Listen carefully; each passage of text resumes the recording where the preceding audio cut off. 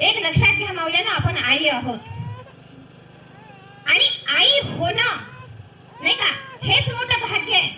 आई होणं सोपं नाही, कारण आपण म्हणतो आई ही लेकरांच्या आयुष्यातली योद्धा असते. सगळे हरतील पण आई हरत नाही, आई डगमगत नाही, नाही का. किती कठीण परिस्थिती येऊ दे ती डगमगत नाही. परिस्थिती घरामधली आर्थिक संकट येऊ द्या पण ती म्हणते नाही हो, आज चटणी भाकर खाऊन आपण दिवस काढू, उद्या परिस्थिती बदलेल. हे नेहमी धाडस देणारी असते, म्हणून तिला आपण योद्धा म्हणतो. आणि सगळ्या अशा योद्धा माझ्या समोरात बसलेला आहे.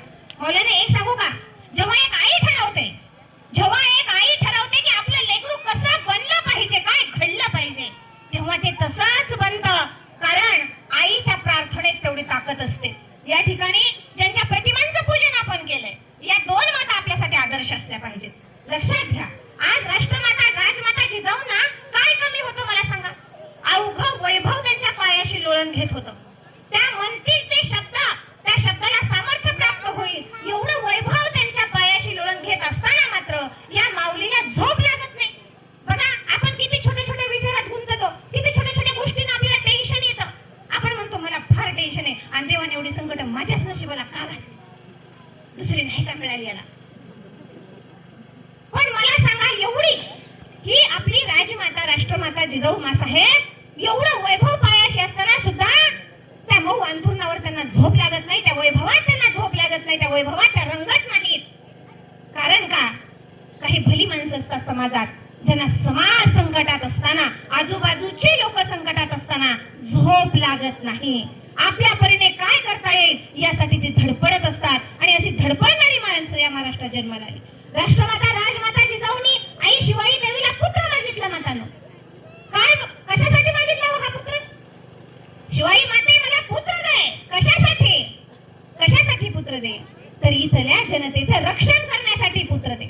इथल्या शेतकऱ्यांचा स्वाभिमान अबाधित राहावा, तो स्वाभिमान कायम राहावा, त्यांचा स्वाभिमान टिकवणारा, त्यांचा स्वाभिमान जागृत करणारा माते पुत्र दे. इथल्या लेकी बाळीची इज्जतीचं रक्षण करणारा माते पुत्र दे.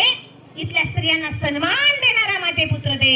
आणि मग जेव्हा एक आई हृदयातून काळजातून जेव्हा एखादी प्रार्थना करत असते, ती निसर्गाला ऐकावीच लागत असते. लक्षात घ्या, ऐकावीच लागते. आणि मग याच मातेच्या कुशीत छत्रपती शिवाजी महाराज यांच्यासारखं रत्न जन्माला येतं. छत्रपती शिवाजी महाराज की. बघा, एक आईने मागितला तो पुत्र. बरं, पुत्र मागितला, त्याला वाढवले कसं लक्षात घ्या. तुम्ही डोळ्यासमोर काही ह्या ज्या आपल्या ज्या महान माता होऊन गेल्या ना, त्यांचा आदर्श डोळ्यासमोर ठेवायचा, त्यांचा विचार करायचा की अरे काय काय त्यावेळेचे विचार असते. छोट्या छोट्या गोष्टीमध्ये त्या गुंतल्या नाही, किती मोठे विचार आहेत त्या मातांचे. आणि पुन्हा लेकरू झाल्यानंतर रोज लेकरू संकटात टाकायचे, स्वराज्य निर्माण करायचे. शिवबा, स्वराज्य स्वतःसाठी करायचे का? नाही, स्वतःकडे